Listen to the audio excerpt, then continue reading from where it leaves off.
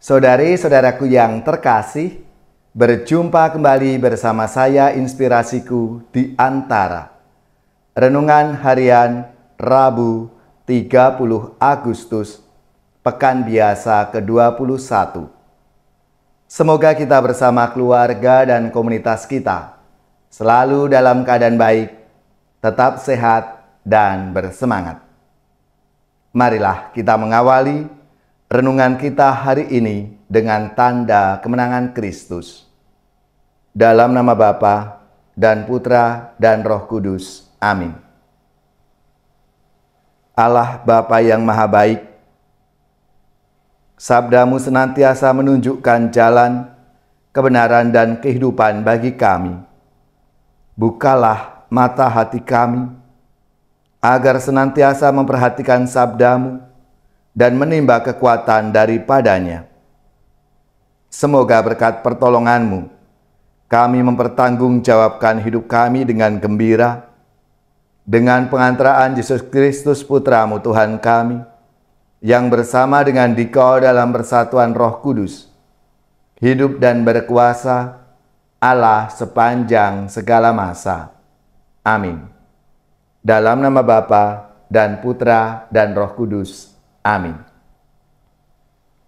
Inspirasi kita hari ini dari Injil Suci menurut Matius, bab 23 ayat 27 sampai 32.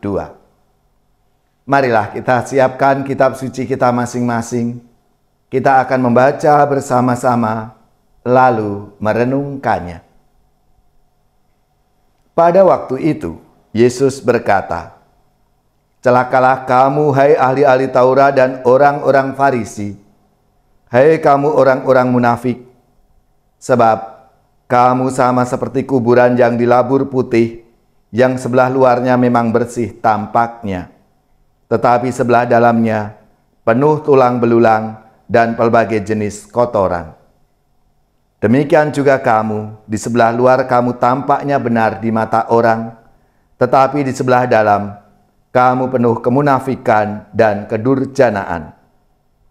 Celakalah kamu, hai ahli-ahli Taurat dan orang-orang Farisi, hai kamu orang-orang munafik, sebab kamu membangun makam nabi-nabi dan memperindah tugu orang-orang saleh dan berkata, jika kami hidup di zaman nenek moyang kita, tentulah kami tidak ikut dengan mereka dalam pembunuhan nabi-nabi itu. Tetapi dengan demikian, kamu bersaksi terhadap diri kamu sendiri, bahwa kamu adalah keturunan pembunuh nabi-nabi itu. Jadi, penuhilah juga takaran nenek moyangmu." Demikianlah sabda Tuhan. Terpujilah Kristus.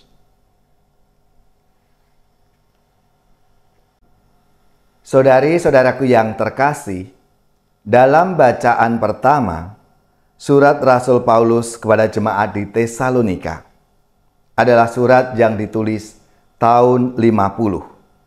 Dan ini termasuk daftar surat-surat awal yang ditulis oleh Rasul Paulus. Surat pertama Tesalonika ditulis setelah mendapat kabar gembira dari Timotius bahwa iman umat Tesalonika bertumbuh dengan baik. Ucapan syukur dan pujian Paulus bagi jemaat di Tesalonika, karena mereka bertahan dalam iman akan Yesus Kristus walaupun mendapat tantangan dan permusuhan dari orang-orang Yahudi yang tidak suka dengan agama baru, yaitu kekristenan, yang dianut oleh jemaat Tesalonika.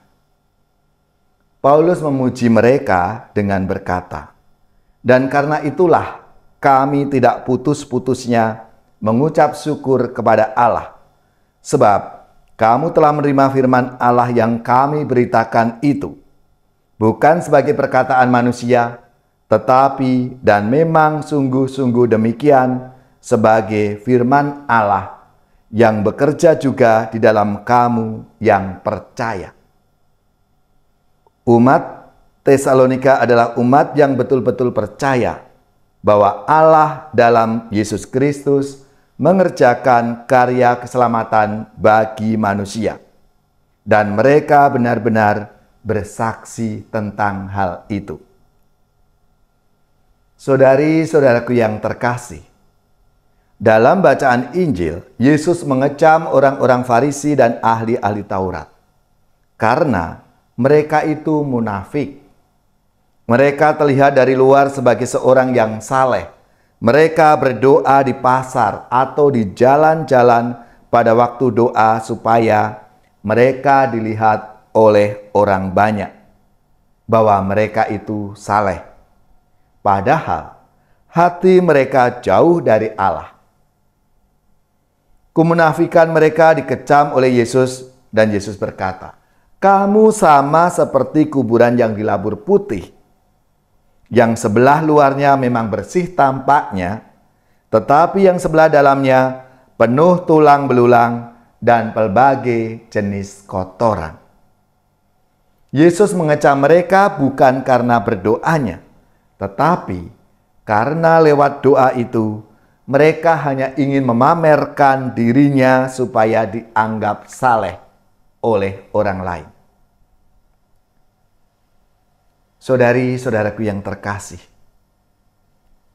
kemunafikan adalah sikap hidup yang berpura-pura. Orang berpura-pura melakukan sesuatu dengan senyum padahal hatinya menggerutu. Orang berlaku seolah-olah beriman akan Allah, tetapi perilakunya menyimpang dari jalan Allah.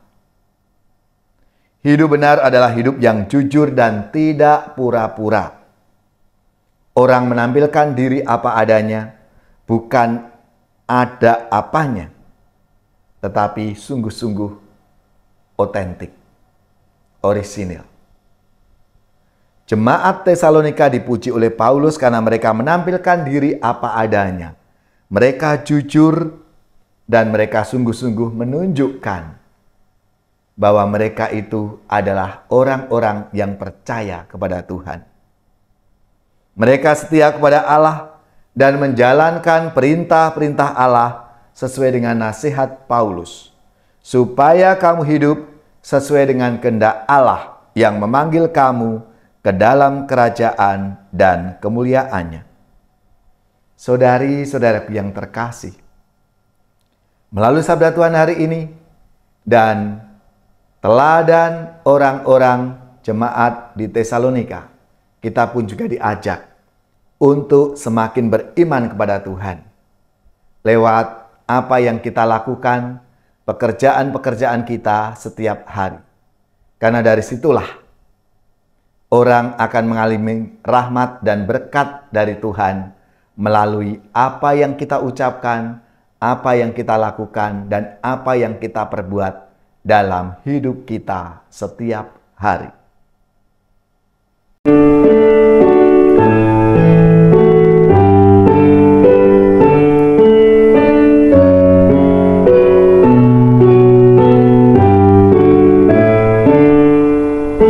Yang berteduh pada Tuhan yang maha tinggi dan besar, yang menyandarkan hidupnya pada kuasa Allahnya, akan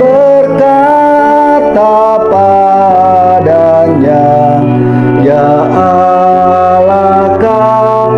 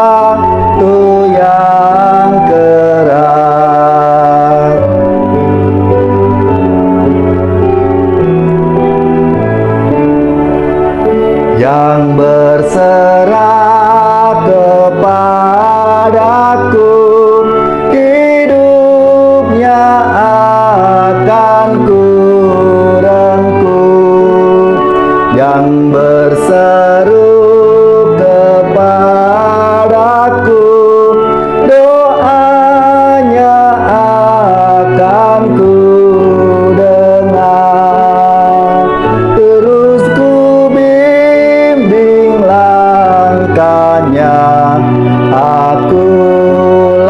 Tuhan Allahnya, akan selamat hidupnya dan bahagia selamanya.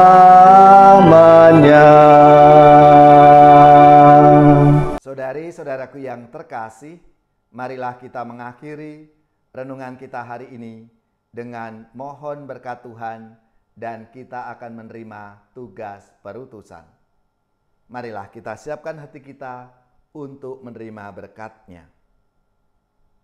Semoga saudari-saudara sekalian, keluarga-keluarga dan komunitas kita, orang-orang yang kita doakan, mereka yang sakit, yang menderita, seluruh tugas, belajar, pekerjaan, usaha serta karya pelayanan kita dibimbing, dilindungi dan diberkati oleh Allah yang Maha Kuasa, Bapa dan Putra dan Roh Kudus. Amin.